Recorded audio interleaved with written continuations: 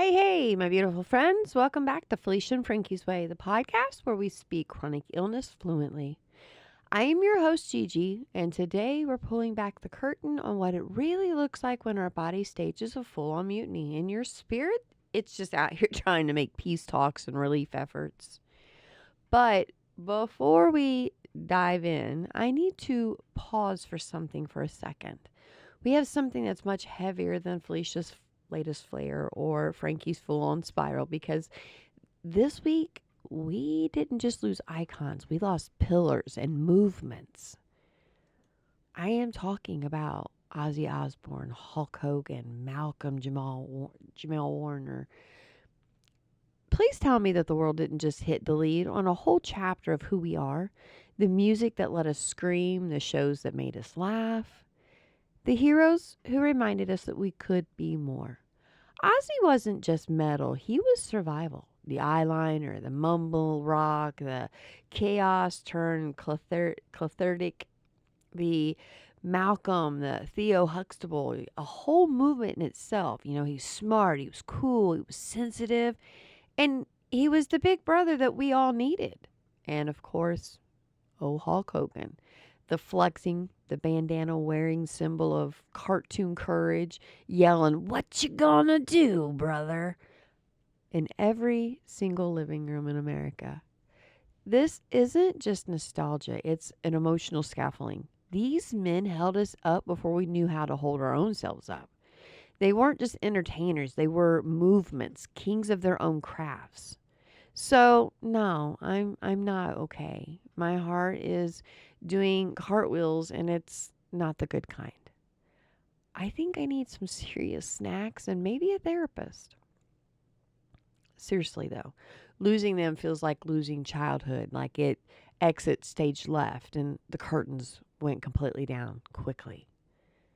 So I think we need to take a breath. We just need to turn down our little lights and we need to whisper a prayer for the weird, the wild, and the wonderful and hold their families in our hearts.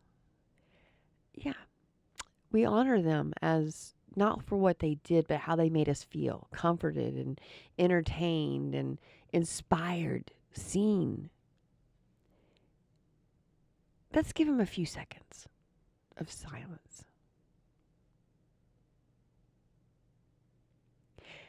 And while we mourn them, let me say, you guys are legends too. You guys have pushed through the pain. You have showed up through the storm. You're still pressing play and you're still saying, "I'm here." And that's iconic.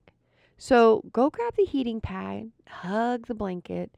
Let's pour out or sip some Mountain Dew for the heroes who shaped us and for the ones that are still out there fighting, one flare up at a time, one memory, one deep breath at a time.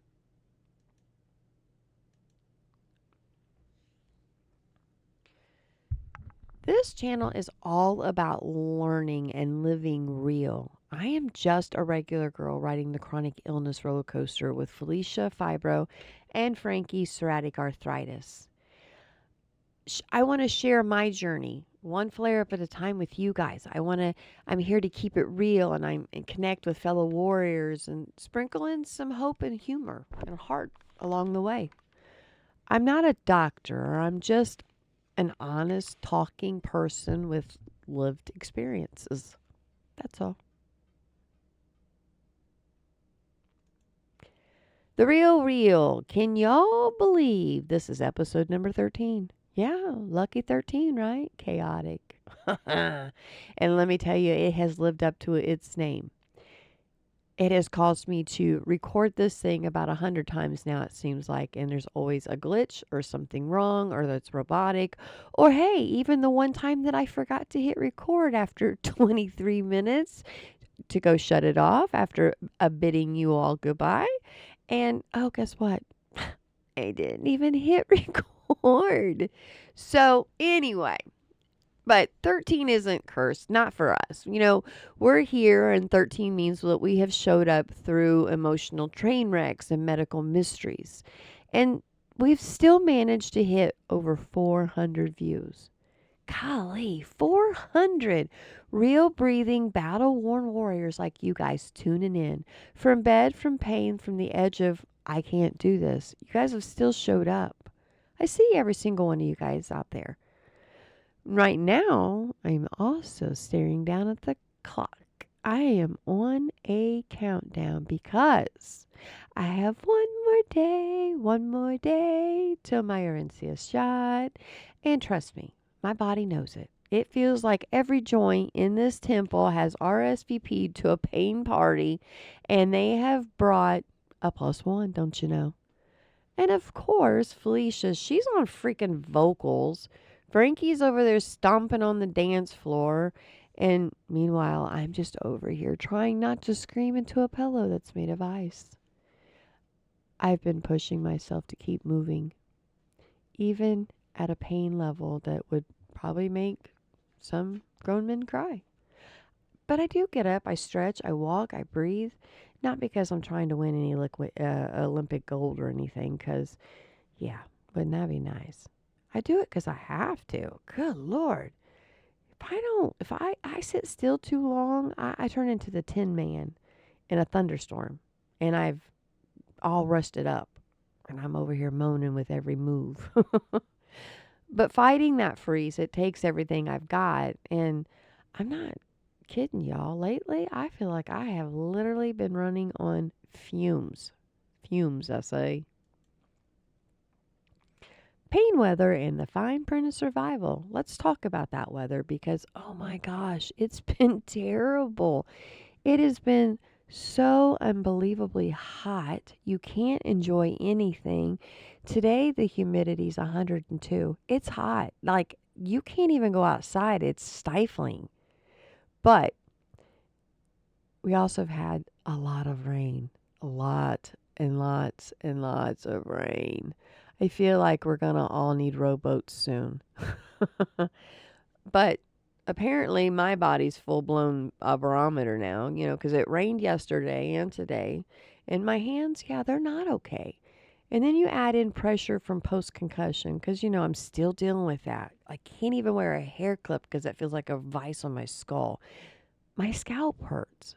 And my neck, yeah, it really can't handle my mom's necklace, even though I'm trying to wear that today. But, I carry her close to me. And so I haven't been able to wear her necklace for a while. And that's bothered me a lot. But I do have her on at the moment. So we'll see. And the same with my wedding ring. I had to take it off. My fingers are swollen. And then I have my bare hand, which that feels like a gut punch every time I see it, not having my ring there. It's a reminder of the weight that I had to let go, but not by choice, but because my body made that decision for me. So I did find another ring that I had bought. It's a cute little band, and so I just put that there. It's perfect for this situation and makes me feel less bad about it. It's not my wedding ring, but it's something. And I can't even take a water pill because I haven't had enough water. Why? Huh. Well, isn't that the $1,000,000 question? I don't know.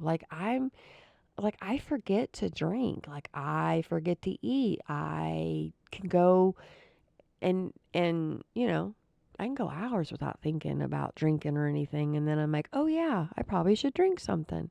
So you can't rightly take a water pill if you've not taken in enough fluids.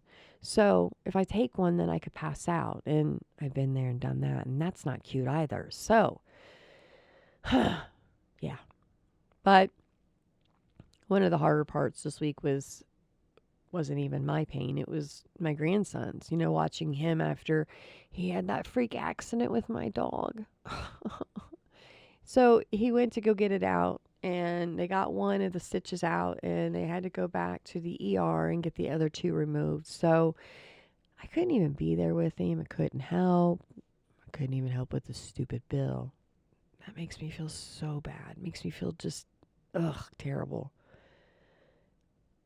People want to think that chronic illness is some kind of staycation. And, you're just sitting around reading books and watching TV and just being lazy. And no, life still goes on. Those bills still come in. Chores around the house still have to be done, whether you feel like poop or not. And, all the while you're just you're doggy paddling. You're trying to keep your head above water. It's not a break. It's a freaking battlefield every day. Some days the stress alone, yeah, that feels way more dangerous than the diagnoses I go through. This isn't a life of luxury or about luxury. It's just about plain survival, sacrificing, doing the best you can with half the energy and double the guilt. It doesn't, chronic illness doesn't just rob your body, it steals your presence. It tells your heart to sit down when it wants to stand for the people you love. I'm still here. I'm still showing up for my grandbabies, my family, you guys. Because even when Felicia fogs me up and Frankie's stopping on my joints, I still believe in the power of sharing the messy middle, the ugliness of this. And it reminds me that even if one person realizes that they're not alone or that they're going through this with everybody else and that this is normal, then my pain's not wasted. It's for good. The week that tried me, let's talk about the week that almost took me out because, whew, let me tell ya. Felicia has been messing with my brain all like a busted humidifier. And Frankie, well, that little gremlin, he's been throwing elbows like it's WWE SmackDown. My pain has literally been 8, 9 this week. It has been terrible. But I'm still dragging myself out of bed for a couple of hours. I'm getting dressed. I might not look like a runway model and I might not even be a Target clearance rack model at this point, but hey, it wasn't my pajamas, and that's a victory to me. I celebrate the tiny wins like they're Super Bowl touchdowns. But I also have made a rule for myself. I have to get out of bed for at least 2 hours, and I have to get dressed. Just because my body's acting like 100 with a bad attitude, I'm not letting it run the whole show. And I know that there are some days where the pajamas win because it's just too much. And that's valid too. This episode's for anyone who's tired, not just bone tired, but spiritually tired. We're doing all the things, the meds, the water, when we remember, guilt, battle, flare ups, medications, shame spirals.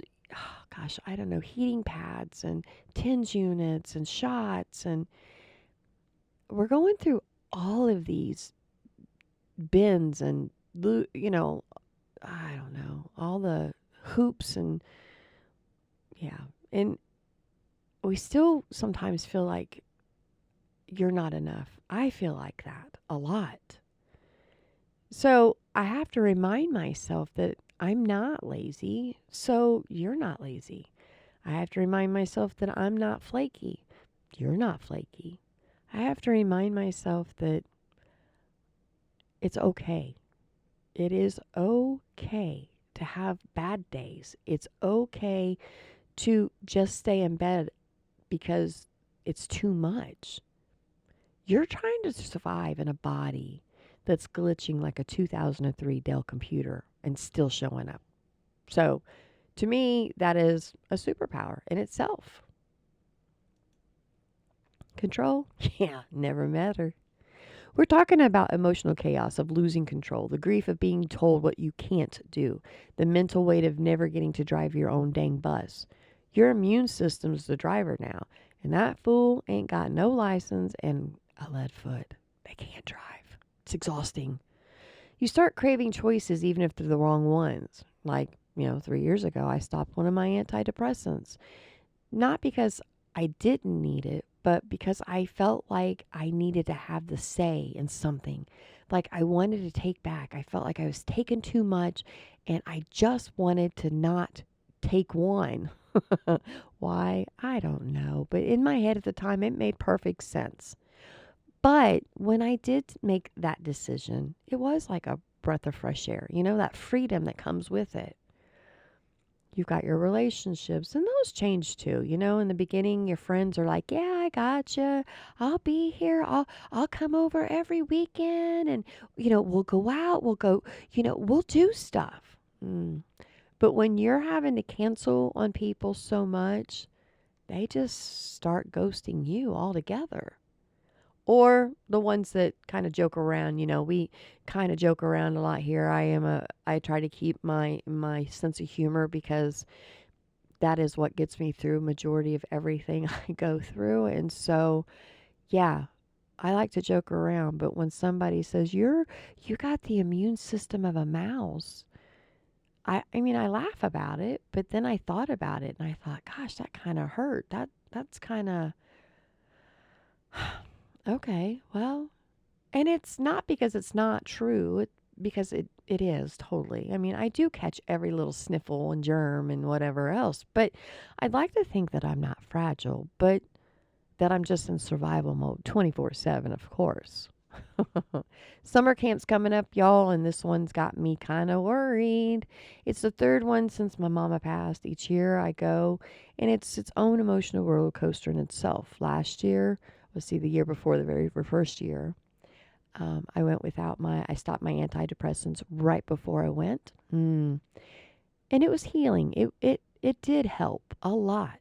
And then last year, I had a boat flip over, so it wasn't my fault. I had nothing to do with it. Wasn't even my boat. But this year, I'm kind of praying about, being strong enough to walk the grounds. My pain is a lot louder now. My body's a lot slower, but gosh, my heart wants to be there, and I want to be a part of it, and I want to continue. But we'll just have to see after this year how things go. Friendships, disability, and the freaking forms. Disability is back on the table again. More physical therapy, more injections. Well, that's where they're wanting to go. Yeah, more forms that make you feel like you have to prove your pain to people who don't live in your body. I'm not trying to scam the system. I'm not. I'm not trying to get rich because you don't. I'm just trying to survive doing all of it while I'm waiting for it to hopefully go through and get it. But I'll also tell you what does help. My doctor visits, shots, TENS units, muscle relaxers, my heat wraps that smell like burnt popcorn, gummies, laughter, prayers, ice, whatever works. Yeah. You may not see the fire under my skin, but it's real. And managing it takes everything. But lately, I've got some good things that have been going on. My dad's been around doing some work in the house, so it's been kind of nice to have him super close and see him. And last weekend, my bestie from another family came and visited. And, it's just being around those people that, you don't see very often, those souls that fill your cup without draining your energy. That's kind of healing in itself, too, to be around people that you love and miss so much. And to my fellow spoonies, fibro fighters, chronic warriors, you're doing enough. You're more than your diagnosis, and you're allowed to feel tired, angry, and hopeful all at once. We don't have to be perfect. We just have to keep showing up, sweatpants, tears, and all. Hydro massages, healing in the beauty chaos of chronic life. Okay, y'all. Something magical happened. I had my first hydro massage. Oh my gosh. A friend of mine took me, and let me tell you, life-changing? Yeah, it doesn't even cut it. Picture a waterbed, but it meets the tissue massage. So you lay on this bed. It looks like the doctor bed, and in the middle it has like it looks like a waterbed in the middle. And then it has these jets that roll back and forth, and you control the speed and the pressure and the targeted areas. Obviously, I skipped my neck because, it's a no-no. But, oh my gosh, you guys. Absolutely freaking heaven. 15 minutes, I'm blissed out, and my legs are straight up freaking spaghetti. I nearly needed a forklift to stand up, and thank God that there was a wall there. But sessions are around $6 to $9, depending on where you go. And, sometimes you can get discounts because they have specials or whatever. But my friend, she does 2 back to back. And I told her if I did that, you would seriously find me drooling and a do not disturb sign on the door. But, of course, insurance doesn't pay for stuff like this, stuff that actually would help. Acupuncture, like I really, really want to do that. I don't have $40 to try every time, you know what I mean? or CBD creams. I use hemp creams. Really, I use those a lot. But chronic life doesn't fit neatly into one treatment. Sometimes it's a muscle relaxer, sometimes it's holistic care, sometimes it's both, and that's okay. I think when you feel like you have been steamrolled for so long, you don't freaking care where you get that relief, just as long as you're getting it and it shows up, because then you just welcomed it with open arms. Hey, my fierce, foggy brain friends, let's wrap this hot mess express up for the week. But, quick reminder, just remember, seriously, you're not lazy, you're not unreliable, you're not too emotional, and you're not broken. You're navigating a life with a brain that's running up on dial-up in 2025, and you still show up. You're here for your people, your faith, the podcast, all that. That's not weakness, and to me, that's a freaking superpower. So now, before I soak in Epsom salt bath, I might have a nightly chat with Felicia and Frankie. But if you guys laughed, cried, or nodded along, please subscribe, share, and, share this with friends, that people that you think would help.